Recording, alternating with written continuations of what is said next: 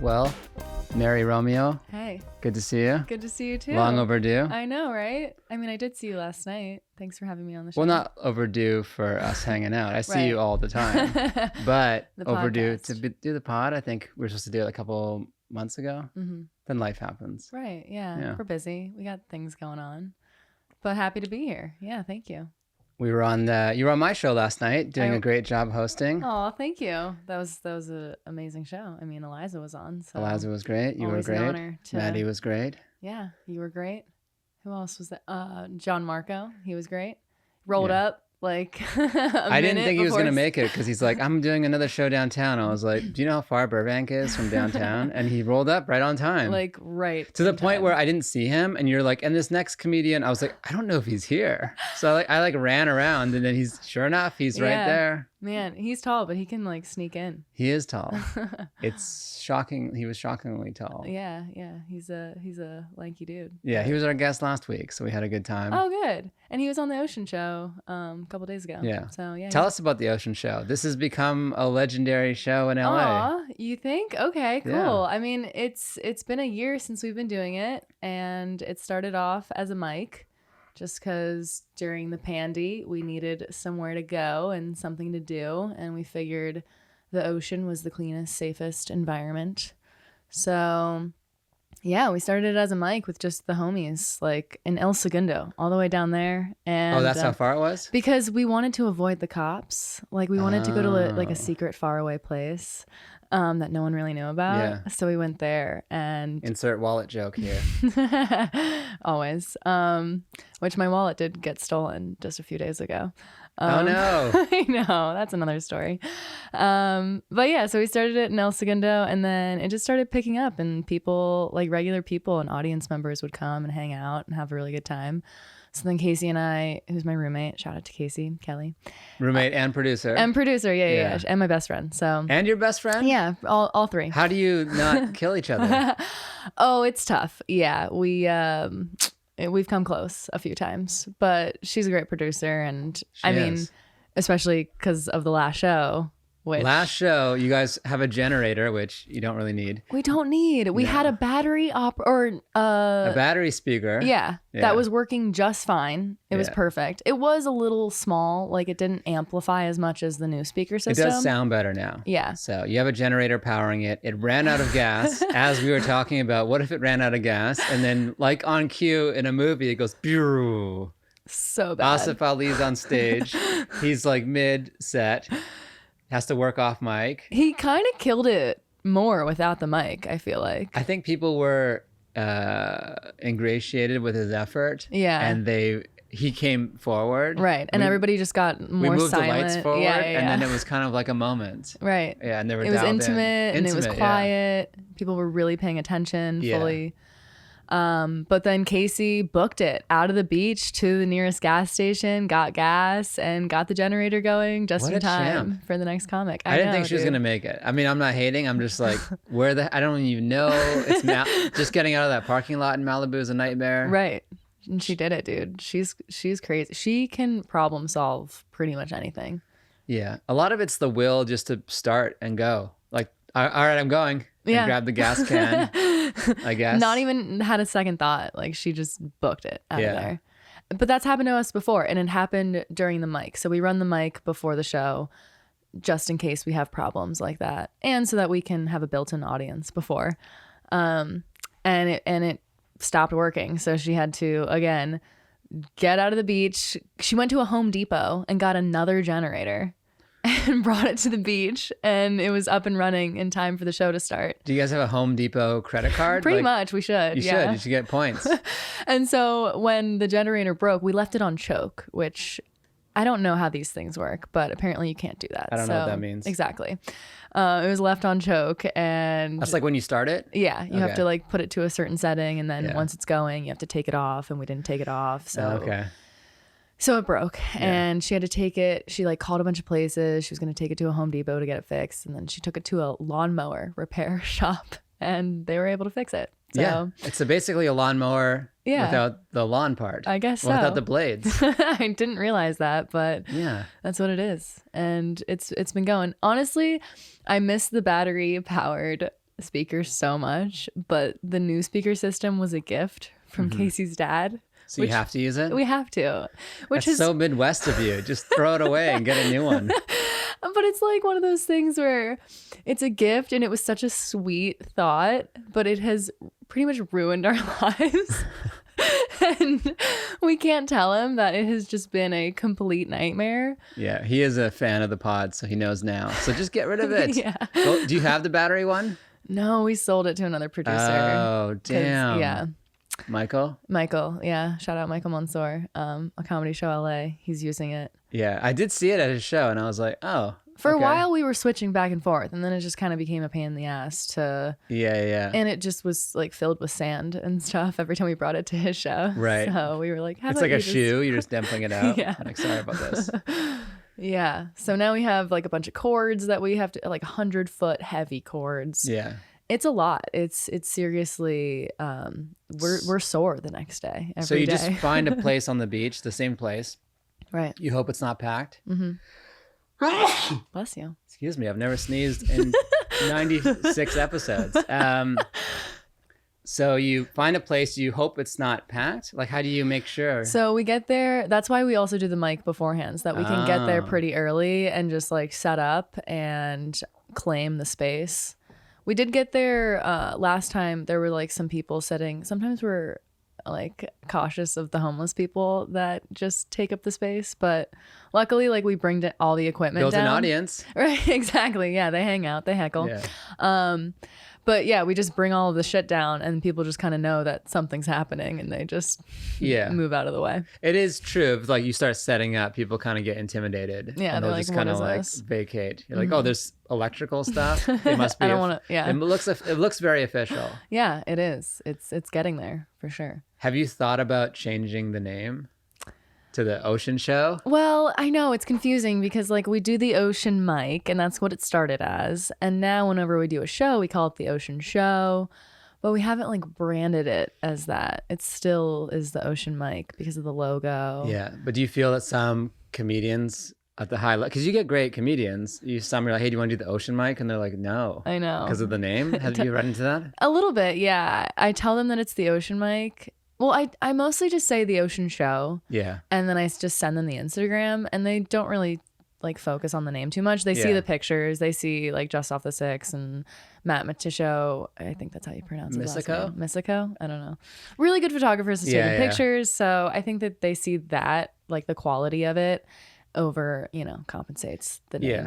A good Instagram for a show page helps because you're like, comedians can look at it and be like, all right, if these people have done it, I know I'm not going to get murdered. I know it won't be sketchy and horrible. Yeah, or they can text them and be like, how was it okay? And Right. get the lowdown. Right. No, yeah, I and how I book people, I obviously your messages can just get lost in the DMs, so I try and book people in person, and that way they can't say no to me, and I just put them on the spot. Right. Yeah, I go to shows that they're gonna be at, and I pull up the Instagram, and I'm like, hey, I run this show, would love for you to be on, and they see the other people that have been on it, and they're like, okay, yeah, I guess that sounds fun. Sure, I've never done comedy on the beach, so Yeah, and Pete Lee's been a big advocate for you guys. Yeah. I've seen him tell people about the show when you weren't even there, and oh, he's the biggest sweetheart ever. Yeah, dude. He our first show, like when we started making the transition from the mic to the show, he messaged the Instagram and was like, hey, I live right by here. I would love to do it. And Casey, like, she didn't really know like comedy and comedians too much. So she messaged him back and was like, yeah, like we're kind of booked for this show, but we'll get you on the next one. Yeah. And I was like, no. You message him again and say he's welcome on like any show. Yeah. And so we put him up and he had such a good time and he's just been a regular and he shouted us out in his Showtime special. Yeah, you're a good special thank you. I'm sure you kept his comedy, gave him spots to keep comedy during the pandemic. Yeah, Like, you that's guys what he were- said. He was like, Yeah. that you've given me a place to work on my hour. And so, Yeah, that was he's very been nice. Very grateful. Well, here's my suggestion, which you can take or leave. Change the logo to the ocean, and then you just leave the mic there, and the mic is implied, and then you call it mic or show based on what you're doing. Okay, I like that. Yeah. Feel free to disregard. But that's good. Yeah. Because Mike does really put like a damper on it. Well, it just puts it in a different class. It's much better than that. So it just puts it in a different class. And why give yourself one, when you're trying to ask someone to do something, why give them any reason to say no? And that's just one reason. They might overlook it, but they might not. No, I've had a few people that's like, wait, is it a mic or a show? So now you have to address that. So it's taking up your time. So smart. Unsolicited advice from me. I appreciate it because you run amazing shows. So thank you. Yeah. They've been going okay. They've been pretty good. They've been great. The Wednesday show's been like a workout show at the nightcap. Is it stressful running that high caliber of a show every week? Like you get amazing comics every single time. That one's less stressful because the Comedy Bunker was more kind of like DIY, like your show. It's like everything there's nothing there. So you have to put all the chairs, everything, you have to build it from scratch every time. Oh yeah. So it's exhausting. Well, the nightcap is a bit more of a venue. Like they have all the stuff. We show up. So Dude, the that's how I stresses feel. are booking and promoting. So if you get those two things out of the way, that's pretty much the job. Right. That's how I feel exactly about the Mint. Like I show up to the Mint and they have all the equipment set up for me already. It's already a venue. Like you have your built-in people who are going to come. Whereas It's the nice. Ocean Show, I know, it is really nice. And the Ocean Show is like, yeah, dude, starting from scratch. Yeah. And when you're lot of doing that labor. level of production, like you don't even care. You can see it on your face. You're like, let's just get this done. And that's how I felt. The comedy, I'm like, at the point where I'm like, yeah, comedy, next comedian, let's go. Like, dude, I'm so stressed at the Ocean Show. And like, it's very clear. Like people will ask me questions like, hey, can I have a bag of chips? Hey, can I? I'm like, I don't even care. Stop asking me questions. Just take it. Like, oh yeah. The amount of questions you get when it's that, like, where are the scissors? Scissors? I'm at the fucking beach. I don't need scissors. Yeah. Totally. Yeah. But it's still fun. And like, no matter how stressful the day is, it always ends up being a good show. And we're always like, yeah, thank God we did that. But it has, I feel like there's a curse on it or something because it's always the worst day of our lives every time we do the Ocean Show. 2 weeks ago, Casey's phone was stolen the night before in West Hollywood. So she had to produce a show without her phone. How? I don't even know, dude. That's what I'm saying. She's just like the best problem solver. She luckily had like her boss's phone that still was like hooked up to like the internet and like Wi-Fi. I mean, you could still use it like network. Right. Yeah. So she was like playing music and just taking pictures of people for the Instagram. What a trooper. I know. Yeah. And then this last show, I woke up the next morning. I got back to my car, which was parked on Melrose, and it was broken into. Window smashed, purse stolen. Purse left in the car? I know. Well, it was a backpack. You're like, I know. I've been over this. Everyone said I'm it. an idiot. Yeah. It's like I was asking for it, dude. But it was like a small little backpack that was on the floor. And I don't know. I don't know what I was thinking. It had my wallet. And you left it overnight? Overnight. By accident? Or you just didn't care? You're like, it'll be fine. I thought it was going to be fine. Yeah. But it wasn't fine at all. Well, that's what people do in LA. They go around with their phone flashlight and they just look and pull on doors. God. And then luckily, I mean, sometimes the car's open and they just take everything. Right. So I had such a roller coaster of emotions. Like I got back to the car and I was like, yay, no ticket. And then I got in and I saw my window and I was like, oh my God. And then I looked around and I was like, wait, but they didn't steal anything. And then I was like, fuck, my purse is gone. And luckily I had my debit card and ID on me, which were the two things I needed to repair the window the next day. So how did your wallet, what does your wallet have in it without those things? It just had my credit card, coupons, some old expired health insurance cards, and a picture of me and my kids that I watch, a little Polaroid. That's now gone? Yep. So that's fine. I have other pictures. And what else was in there? A $20 bill that I had just gotten paid for the show that I had done the night before. The little bits of comedy money that are precious. Right? You're like, that's gone too. But it's okay. It really, the fact that I had my debit and ID on me, that was fine. That was enough. They took my joke book though, which I don't. Someone's just killing on stage. That's the most dad joke. It's like, I didn't know how to like, oh, Molly, that's how it adds up? Oh, okay. Nice. Yeah, I mean, I hate saying my joke book because it makes it sound like all of my, like the jokes I ever wrote. Like that's not true. But it was like my set list notebook. So like all the mics and the shows that I went to and the jokes that I did, the keywords, who I met that night and got to talk to. So it's like a journal. Yeah, it held a lot of memories and Yeah, magic, you know. But it's fine. I have all the voice memos. I immediately went out and bought a new notebook, and I just like started writing. Maybe it's the next tier of Mary's journey forward. I guess so. And it felt like a weird omen because I had just announced that I was going on a cross-country comedy road trip. I saw that. And then like 4 days later, and the universe was like, nah, you might want to rethink that. But how are you doing that? Walk us through that. Because it looks so impressive. You have like all these cities. And did you make the flyer? I made the flyer. With all the moving font? Yeah. Great flyer. Thank you. Yeah. So yeah, let's talk about like the marketing aspect of that. I needed a new laptop and I started considering all the things that I needed. And I was like, I feel like fuck the laptop. I feel like I should get the iPad Pro and get Procreate. And like that way I can like make posters and merch and stickers and stuff like that. So that's what I've been doing. And it's been really helpful because like it's just so much easier and cooler to make flyers on Procreate than Photoshop. Yeah, because you can just like draw on it and you can just like Really? do little doodles and just like, I don't know. So I'm just teaching myself how to do that. And then with this road trip, I have a best friend who's getting married at the end of August, and then my cousin's getting married beginning of October, both on the East Coast. So I already went to a wedding 4th of July weekend in Pittsburgh. So I like don't want to keep flying back and forth 4 times. So I was just like, I guess I'm just going to drive out there. Why not? So I just made a little like plan of what cities I can hit. And like along the roadway? Right. Yeah. Like I'm going to do the southern route on the way there, get to Philly, do the wedding. You're driving from here? I'm driving from here. So what's your first stop? I'm going to go to Phoenix. Okay. And I actually just got booked at House of Comedy on Tuesday. And then I'm going to go stop at Midland, Texas, because my best friend's sister lives there.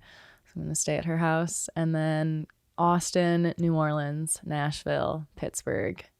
Oh my God. I know. Yeah. And are you by yourself in the car? So I actually think my buddy JJ Tyson, he's the ukulele player. You might have seen him a few times, maybe. Perhaps. He's a really good friend, and he's gonna help me do part of the trip. I think he's gonna like fly out to Phoenix and help me drive until we get to Nashville. That's hilarious. He's like, I can't do the Phoenix part, but I can do the rest of the country. I know, right? But yeah, I'm excited. I'm looking forward to it. I have some really like amazing venues lined up that I don't want to like share too hard because I don't want to brag, and I also like I don't like when people talk about things before they happen. So because it's not 100% confirmed. I think it's confirmed, but like something could happen. Yeah. And I don't know. I don't want to pre-brag. I'll post-brag, but you know, I just want to make sure that it all is lined up and will happen before I go. Right. You don't boasting about it. Right. Boast afterwards with the photos and the boomerangs. right. Before. Well, that's good. I mean, it takes a lot of work to email and plan and even just chart a course. Right. But you know what? I am a certified creep, and I feel like this has like led up to this because I just know where everyone's going to be like at what time, and I'm really good at like just I don't know, plant like you're a stalker. I'm a stalker, and that's how I've gotten a lot of people to be on the Ocean Show, honestly. It's just like you stalk their Instagram. I stalk their Instagram. I just like know people who know them. Like I got Ron Funches on the show because his wife used to come to the coffee shop that I worked at in Sherman Oaks. Okay. So I messaged her on Instagram and I was just like, hey, like I run this beach show and I would love for Ron to be on it. And she was like, okay, sure. Yeah. Like, yeah, here's his his manager's email. And then he did it. And then he did it. And he loved it. And he had a good time. Now you have to give her a free shot of espresso every time. Right? Well, I don't work there anymore. Oh, damn. But yeah. I I'll go through people as long as it's within reach. Like I don't want to be like too creepy, but I will if why did you bring that up relative to these because I basically went through every city that I was going to be in and like every venue that was there, and I looked up like who's going to be there, who do I kind of know, who do I have somewhat of a relationship with, and yeah, so I'm also have a pretty good connection with my boss, the kids that I babysit for. Mm-hmm. He's a comedian. Oh, okay. So he's been able to help me with to lubricate the friendships. Yeah. Oh, that's great. And the connections. So So yeah, he's been a major help, and super grateful for that. And then honestly, I've just been looking at through Instagram hashtags. Like I'm a heavy hashtagger, and I look up like Austin comedy, Vegas comedy, and I go through those and I like all of those. And then I just find the people who run the shows and I just follow and message them and hope it works out. That's such a good way to do it because like you kind of need to do your own research. Because like people message me, they're like, hey, can you like give me all the contacts you have basically in the city? I'm like, yeah, I could.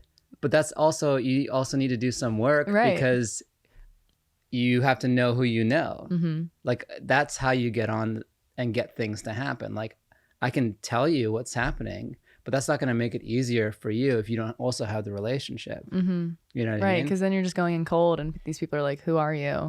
Yeah, so it's like you have to put the effort in. And if you put the effort in, it's not that hard. You will find shows that can get you on.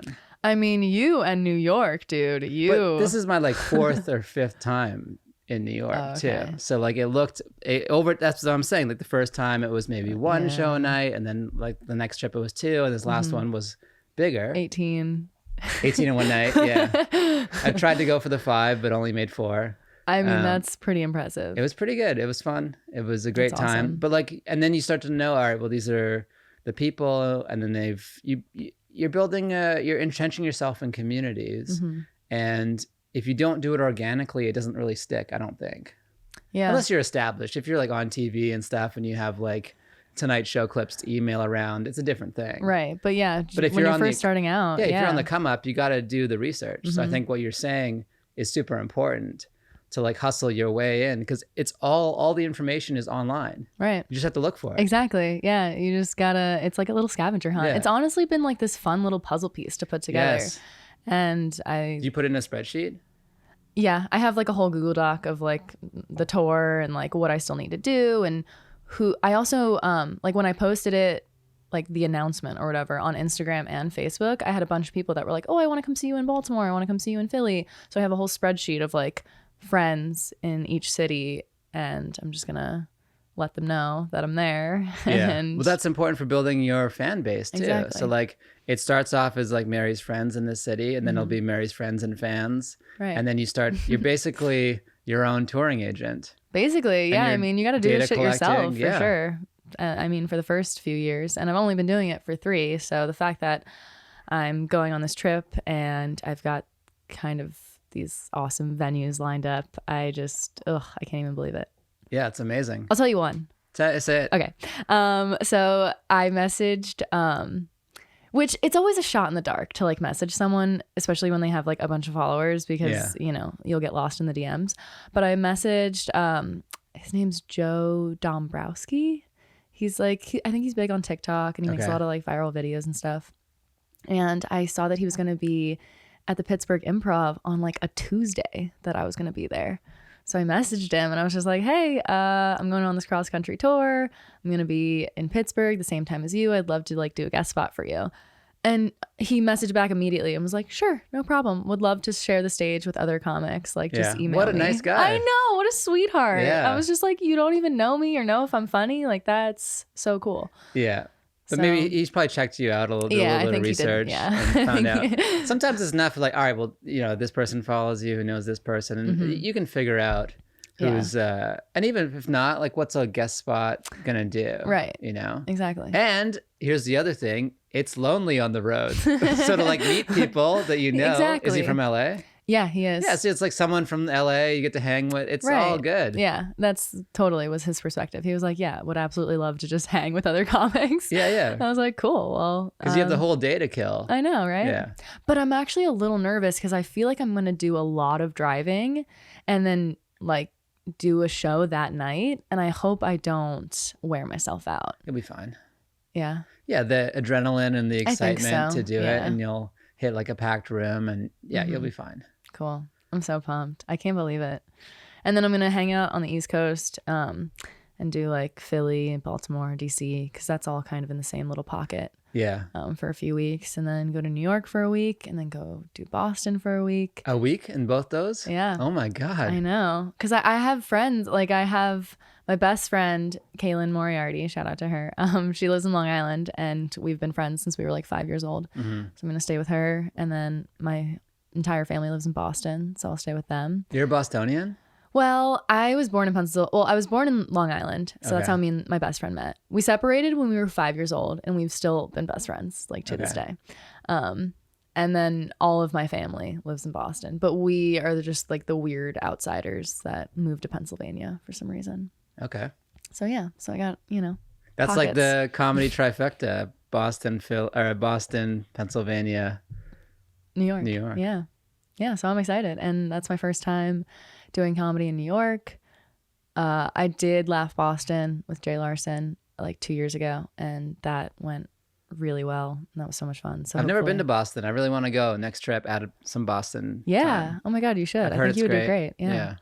So that's going to be part of my plan. Well, it's so exciting because like it's nice to hear someone like yourself who's laying it all out and doing the work to get these things, because it takes work. It doesn't just happen. Right. Like you aren't just being handed these things. You're doing research and planning. Right.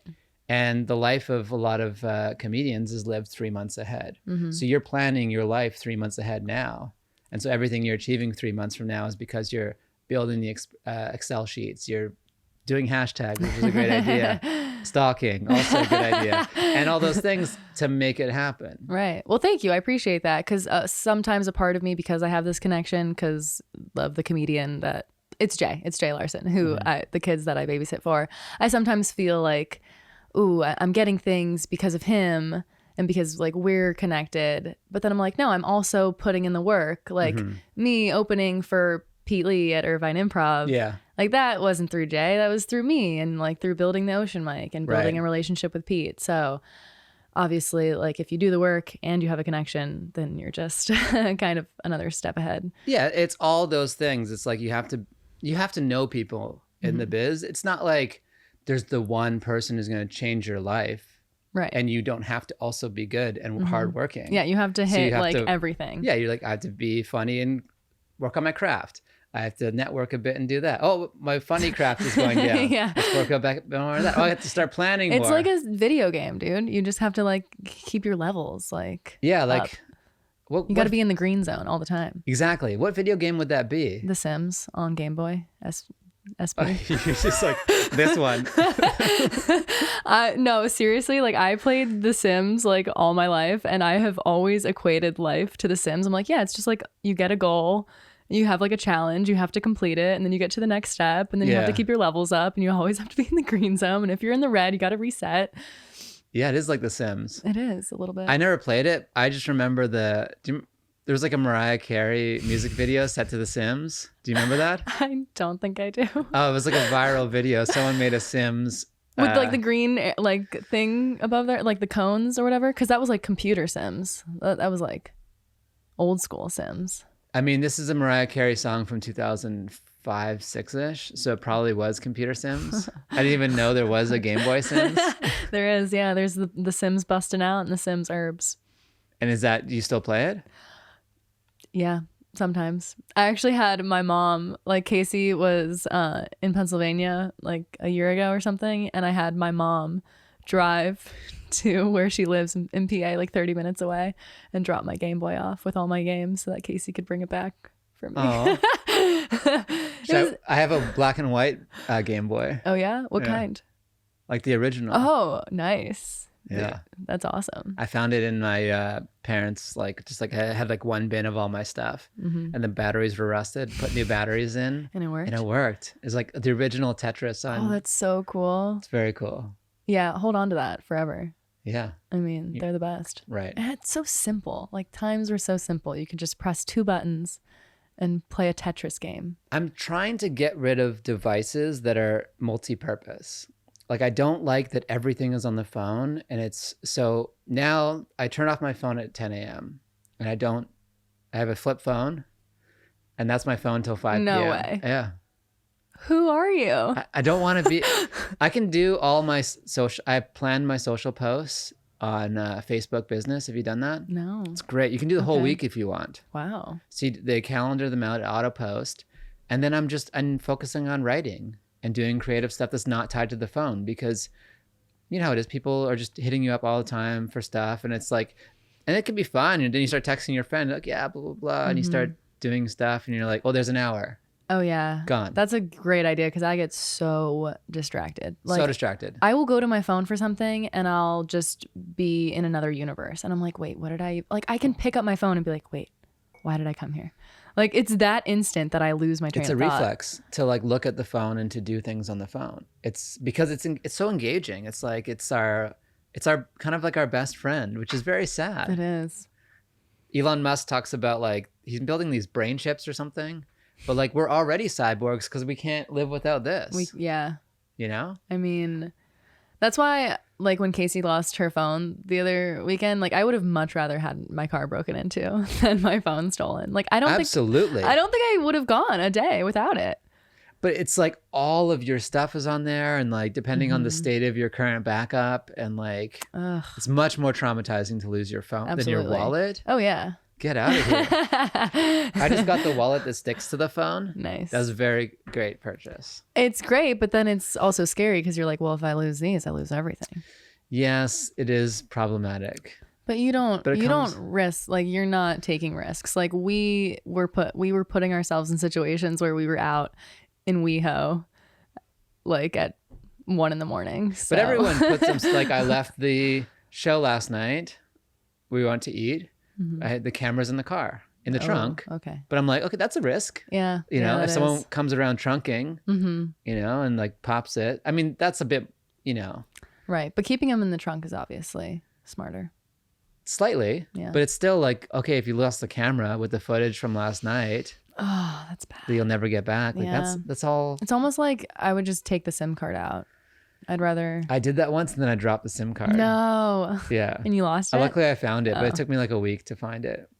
How did you even re-find it? I lost it in the house of the Comedy Bunker house. And it's like, it'll swallow. It's just so big. I like retraced it took me like all day. I was like, then I went here, then I made some noodles, and then I went, and then it was like underneath the oven and had just slid under. Oh my gosh. Thank God. And it was totally one of those times when like, I didn't back up anything of the last like month and a half on there. And I was like, I can't believe I'm such an idiot. I didn't back anything up. And then, yeah, the feeling of finding it is like the most euphoric feeling. It would be like drugs. Better than anything. It's like, it would be the equivalent if you walk into your car and there's like your purse is back plus the $200 for your window. Like you just be like, I can't even believe this is happening. Oh my God, it's such a small, tiny little thing in a huge house. Yeah, that's amazing. It's like finding a needle in a haystack for sure. It literally was.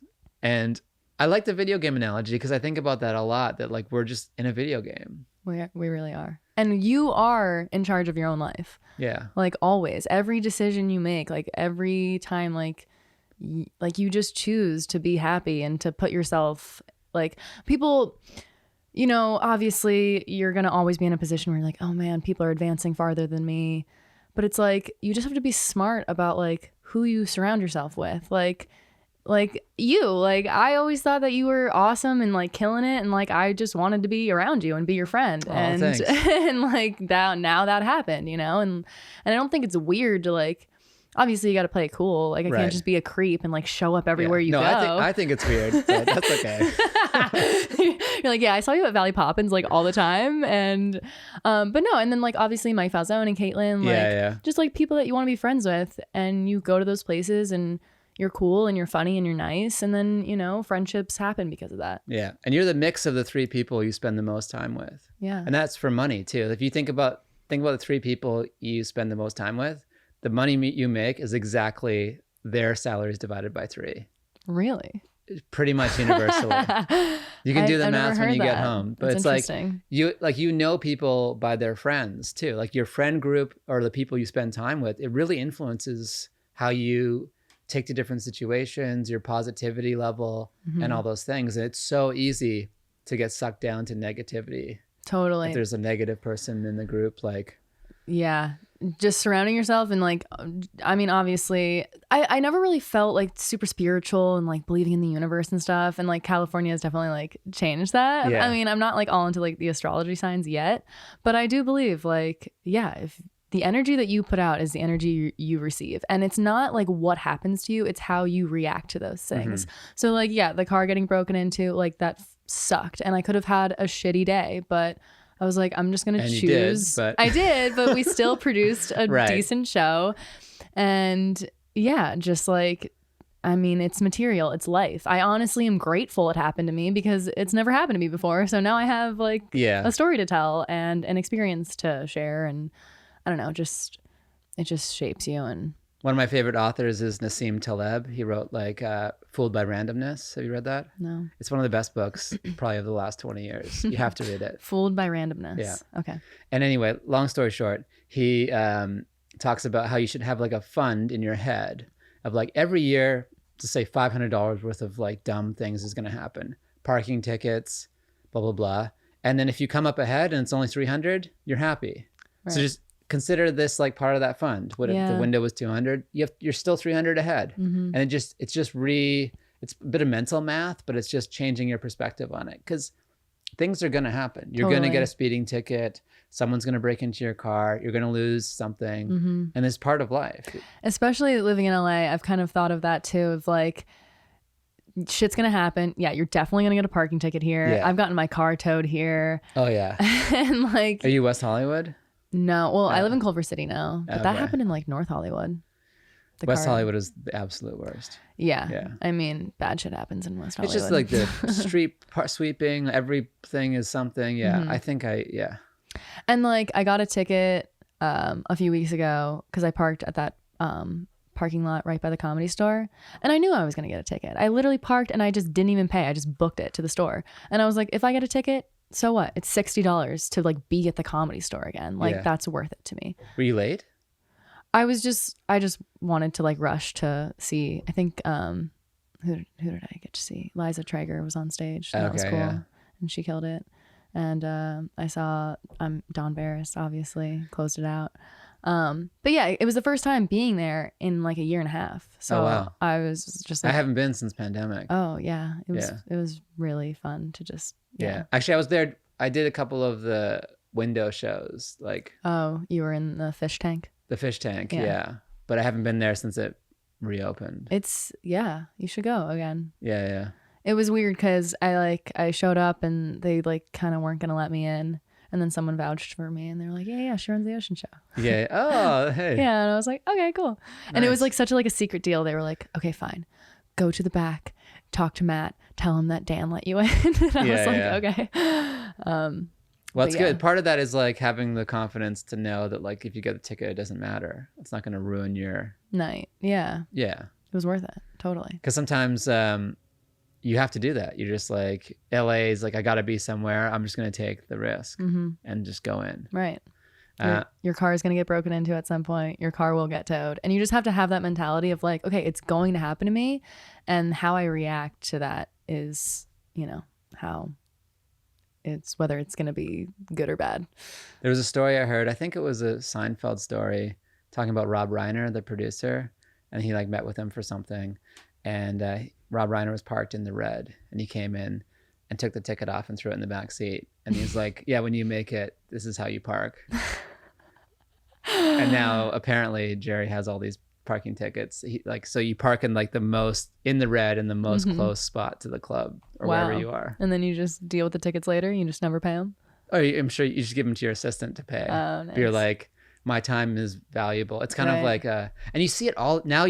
That's primed in your head. You'll walk around. You'd be like, "There's like a $500,000 car in the red. Like, what do you do?" And you're just like, "Oh, they don't care." Yeah, they don't care. They're just like, "This is like, it's like a showbiz flex." Dang. I once saw. I was driving and I thought it was so on Ventura Boulevard. I saw like a $500,000 car parked in front of a McDonald's. I was like, "Really? This is the car you have, and this is where you're gonna eat." That doesn't. Yeah, Erewhon is like a multi-million-dollar parking lot now. They're all like, it's like Lamborghinis and stuff getting their like $18 smoothies. That kind of makes sense, I guess. Yeah, that adds But it up. became it used to be granola, and now it's like a cool like. What is this? Erewhon? Erewhon. It's like more expensive than Whole Foods. Oh, that's what I was gonna bring up. Yeah. So it's a grocery store. Yeah. Wow, I've never even heard. You never heard of it? I've never. Oh wow, it's like the most LA grocery store. Go in there and just be like, what? Can I even go in there, or is it just like the glitzy glamour people? No, it's still LA. They're dressed just like us, but like somehow I don't know how people in LA find their clothes. I'm like, it just looks like where do you buy this stuff? I've never seen. What do you mean, like the people that look like they're straight from the '90s, like with the Filas and the? But it's like it's the '90s plus now. I'm like, where are you buying these clothes? I mean, dude, the thrift shops here are like insane. Yeah. Yeah, I shop at Buffalo Exchange. That's my favorite store ever. It always just looks like a costume department when you walk in there, but they got like the funnest shit. That's the one on Melrose? They have a couple locations, yeah, but I like the one on Ventura Boulevard. Is it a thrift store? Yeah. Okay. Yeah. Every time I'm there, they're never accepting people's clothes, but they always have so much clothes. So it's like Crossroads? Crossroads, yeah, that's another good one. 2nd Street is another good one. That's new. That's on Ventura Boulevard. But like, isn't it a lot of time? What do you mean a lot of time? Like you're like looking through stuff. Oh yeah, yeah. It's a whole day. There's only one. Yeah. Because they don't have sizes. Well, yeah, they do. They have those rotating carts. Yeah, but if you find like a medium, you're like, oh, I wish I had this in a small or a large. Well, that's the beauty of it, is that like you find a shirt How that excited no you one. got. I know. I love thrifting. Like you find something that no one else will have. Thrifting. Yeah. Yeah. And then it's yours. And it's yours, and no one else owns that. And do you think it's bad and you just like it because of the effort you put into it? No, I don't know why I like it so much. Is it cheaper? It's definitely cheaper. Okay. And I just think it's cooler. Like, why would you want to go to a Target and buy a shirt that everyone else is going to have, or a dress that there's 50 of? Like, I don't want that. I want to go to a place that like, oh, this is the only dress. And then it just like you put it on and it like fits you magically. And you're just like, oh my God, this was like meant for me. Like, it's the universe. You are LA. Right? There are so many times where like this is my shopping crystal. I just wear it when I need to find the right dress. Seriously, like. Such a Virgo thing to say. Buffalo Exchange has just I've had the most amazing experiences there. Like one time I went for a Halloween costume. I didn't even know what I was going to be yet, but I just looked around and I found my Cruella de Vil costume in like one sweep. I just found the shoes, the dress, the jacket, all That's in amazing. one. And I didn't even know that that's what I was looking for. You didn't know that was your costume? No. You're just like... I just found the jacket and I was like, this is Cruella. Let me see if I can find some red shoes. Oh, look, they're right fucking there. Wow. And they just like, it's a magical place. What if they're like masterminds and they're like, we just they have the costume and they just like scatter it throughout. They're like, look at these idiots, and they're like putting it together. And they come up. I'm like, oh my God, I found all these things. They're like, oh, they just weird. high five in the background. Like, sale, commish. Yeah, dude, that place rocks. Did you ever work in retail? No. I've always worked in like customer service and serving and stuff, but never worked at a clothing store. I did. Maybe that's why I don't care to like hunt or deal with it. See, yeah, I don't know what it is. Like I love that aspect of it, because you're searching, and when you find the right thing, it's like the payoff is worth it. And I'm very patient when I'm shopping. Like I go through racks, no patience, like multiple times. Yeah. Online shopping is the best to me. Oh, I hate that. It comes in a box. You try it on in your environment. You can't feel it, touch it, smell it. But you just order a bunch of stuff and send most of it back. I don't like that process either. Like I'm so lazy. I feel like if I didn't like something that I ordered, I would just be like, oh. You'd never return it? No. It would just collect dust in my closet, or I'd give it to someone. But returns are you don't have to box them. You just walk it to the thing and you hand it to them and they take it. Like, it's amazing. I know. I think I'm so backwards. Like I'm spending 4 hours like shopping at a Buffalo Exchange when I could be spending 10 minutes ordering something online. But here's the downside of online is like you don't stray, or at least for me, I don't stray too much from like what I know I like. So I start ending up having a lot of the same stuff. Okay, yeah, I can see that. But that's good for comedians, I think, because like, yeah, you're building a brand, you're building your style and like what you look like on stage. And I wore a new shirt yesterday and I felt weird. And yeah. I don't remember what. Oh yeah, I do. Yeah. It wasn't super Latif. Like I feel like you're the black shirt and the hoodie. I was trying to get away from that. Oh, and maybe that's why you feel like you didn't do as well, because you weren't in your, I did think about it. I was like, did I should I have just worn the rig?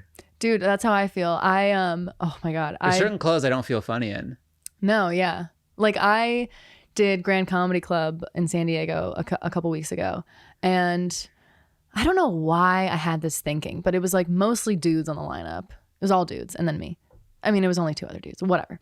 So I'm like, maybe I should like look like pretty and like not that I don't look pretty, but like hot. Maybe I should look hot and like maybe they'll laugh more at my jokes. I don't even know why I thought that.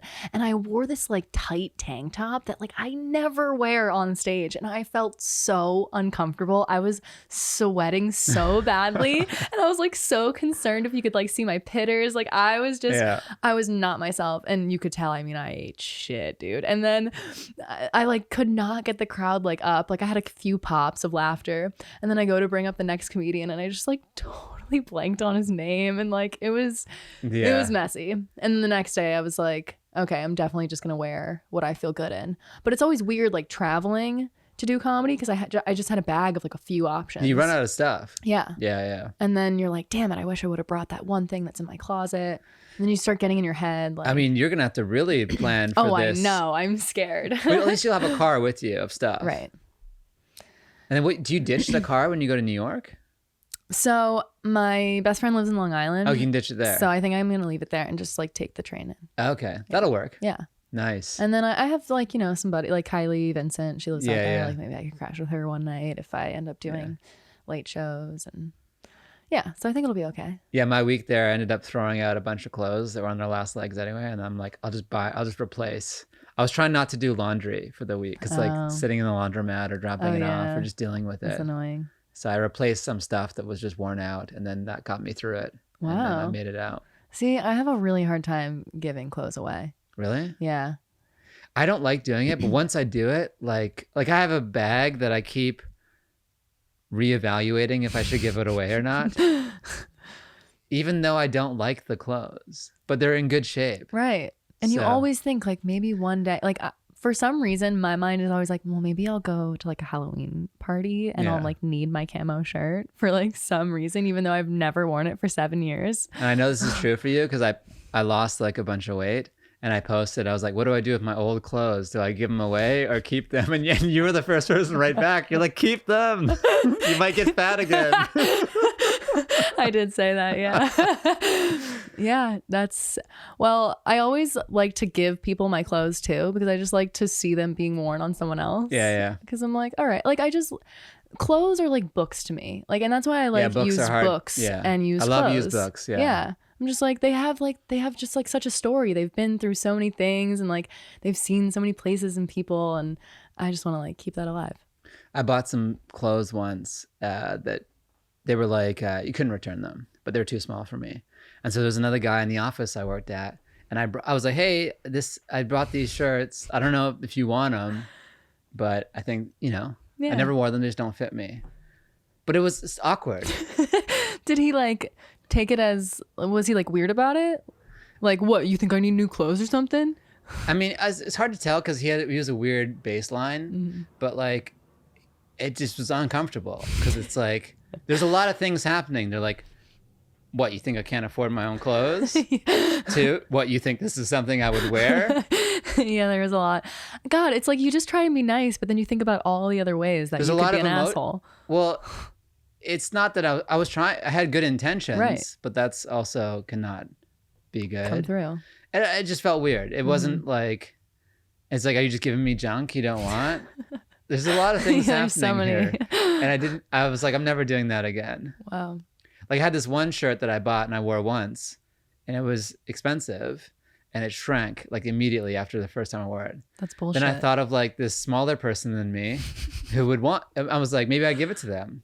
And then what do I have to tell them the story? Hey, this shrank. Now it might You're fit. small. You might now it might fit you. That's awkward too. Mm-hmm. So I just gave it away. Gave it away. To out of the closet. That's my favorite place. Oh, okay. Never been there. Tax deduction. You give it away. Interesting. Yeah. Where's that at? It's in West. They're all over the place. You just go in and give you the stuff. They give you a little receipt, and you can write it off on your taxes. Nice. Yeah. Look at that. So yeah, I never turn in clothes because I'm always afraid of being rejected. I hate that Because every time I'm at a Buffalo Exchange or any they sort don't. of thrift They shop, take everything. There's no rejection. You just dump it, and they're like, here. And you see, walk at out. these like high-end thrift shops where they're selling like, you know, designer stuff and like the latest trends, they'll look at your stuff and literally just be like, no. And then you're just sitting there and you're like, okay, well, can I just like get rid of it somewhere? I did it once, like a long time ago. Yeah, and it's just like it's like embarrassing. Yeah, you're like, oh, I guess I'm not stylish. Yeah, enough. and they're like, oh, we'll take this one. Do you want $8 or $10 in trade? You're like, I spent like $100 on that. No, I am also very cheap. Like I don't spend more than $30 on an item of clothing. All of my jeans. What if it's 35?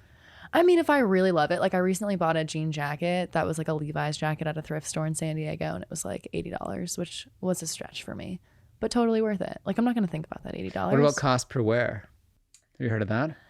Yeah, like I mean, if you spend a bunch of money and you get to Like a jacket, you're gonna get a lot of cost per Right. wear out of it. well, that's what I thought. I was Yeah. like, okay, $80 for this jacket, that's worth it to me. Yeah, one pair of socks for $80. Yeah, Well, maybe not the that's a same lot of thing. wear too. I guess so, but no one's gonna see it. No one's gonna know. No one's gonna care that you're wearing Just $80 flex. socks. I know. Do they even make $80 socks? I don't know. Probably, I'm sure. For someone wants $80 socks. I feel like rich people, they just get so rich to the point where they're like, I'm not buying socks for $8. I don't know. I think that's some people, yes, but I think Most people. if you're really rich, you don't spend money. That's true, because then you stay rich. That's how the rich. Yeah, there's They're actually this always sticks in my head. There's nothing you can do with money that's worse than spending it. Like it's like that you have money by saving money. Like saving is so much more important than spending. Yeah. But all of our society says spend, spend, spend to be happy. And you'll actually be happier if you save. But it's like the hardest thing to do. Like a $4.50 coffee just sounds amazing. Right. Plus tip. And you're just like, and Always it feels good getting it. It feels good lining up for it for some reason. But I mean, if you never spend money, like you need those things. You You need do. those pick-me-ups. Right. And like, That's the balance. You have Right. to do both. You Yeah. have to save and spend. yeah, I think I do a good job of that, especially here. Like I know California is obviously exponentially more expensive than Pennsylvania, but I've found a way to buy cheap clothes and Live a good life. yeah, Be happy. and yeah, be happy and live simply and yeah, Have good friendships. exactly. And do comedy. Yeah, Yeah. all the things that I want in my life, I have, and I honestly couldn't be happier. It's amazing. It's amazing. Well, what are your goals for this next year coming up? Oh man. Well, with the road trip, I'm planning on like filming all of my sets and just being on the road and the experience of like just driving and doing comedy and being out there. So I think I'm going to turn it into a 30-minute special. That would be the goal. Nice. And maybe That's a lot of planning. That's a lot of planning. It's a lot more planning than like, I'll just go have a camera. Yeah, I'll just like throw it together. Like, I mean, I thought about like hiring someone to like film it for me, but then I thought about buying my own camera, and then I was like, I'm just gonna upgrade to the iPhone 12 Pro because that has like the nicest camera. And I have the 12, and the difference between this and the real camera is minimal. If you're doing a club though, it will be very important. So keep that in mind. yeah, well, I feel like a lot of clubs too record your set for you. Some do. Sometimes. But look into that. Yeah. Because that's one thing I regret is I did some like very big clubs on the road one time, and I was like, I'll just use my phone. And It wasn't the same. It does not turn out. What the sound, the The quality. lens isn't enough to get, because where you have to put the phone usually, because Mm-hmm. people are sitting everywhere, Yeah. unless they happen to have like a pillar or something you can tie it to that's close to the stage, it just won't capture it. The zoom and the lighting, it'll just look like a big whitewash. Wow. So All right, good advice. I'll Yeah. take that into consideration for sure. Yeah, I mean, I don't know how to edit. I mean, I can edit just like basic shit together, but I would obviously need to like hire an editor to make it look nice and professional and stuff. yeah, editing's a stand-up thing is easy. You could totally do it. I guess so, but I want to make it cool. I want to make it like a little Yeah, like yeah. documentary style thing. Right. Like Alex Hooper's trip to London, like that's my inspiration. Oh, I didn't see that one. Did he post it? Yeah, it's on YouTube. I'll check it out. Yeah, he did like a whole trip to London, I guess, and probably other cities, and he just filmed a bunch of his sets and put them together, and then he got himself just like being out about in the city and meeting Yeah. people, and yeah, it's really great. That's what I thought I was going to do in New York. And then I was like, nah. Once I got there. I know, it's a I was lot. like, it's a lot. I was just like, I was just over it. I mean, I'm on my phone all the time anyways. So if I'm not like recording myself, I'm just going to be pissed because I'll just be scrolling anyways. Yeah. So you just make an active effort to like talk to the camera or have someone and do those BTS. And, yeah. That's why I hit you up. I texted you. I was like, because I was like, I want to do some sort of project that's kind of like directing based, but like small. And I was like, I wanted to go to a bunch of shows and just do like a little mini highlight reel of what the show's about. Yeah. So, wait, did you do that? On the next one. Oh, it was too close timing. Okay. Well, the next one is August 8th. Yeah. It's the last one. So yeah, for a little bit. Just capture, excuse me, capture like a moment about the show. Cause there's also like a lot of inquiry about, I wonder what that show's like. And we could have like a series of like, maybe yours and Loki Outside, mine, and just like, this is what the show's about. And That's just have so them cool. all little thing to put together. Yeah, I love that. Yeah. Especially because I still have not been to Loki Outside. I don't know what's wrong with me and why I haven't gone. And every time I see a lineup, I'm like, yeah, I have to be there. Oh, that's a great show. Yeah. And for some reason, I don't go. Yeah. Well, something to do. Yeah. Well, thanks, Mary. It's been really great having you. I know. Thank you so much. Fun. The hour flew by. I know. Tell us where to find your socials and where to contact you. I'm on Instagram. My number, my social security. Okay, no. Your Instagram. Just at Mary Romeo. It's my Instagram. And yeah, I got pretty much all my info on there. Do it. Follow her. Get on her. Hit her for spots on her tour dates, right? If you need any more, you're probably already booked, but I'm a little booked, but I could use some spots in like Buffalo, Chicago, Denver, Salt Lake. Yeah, all of our biggest markets here in show business. So, well, thanks again. Thank you so much. We'll see you soon. Bye. Bye.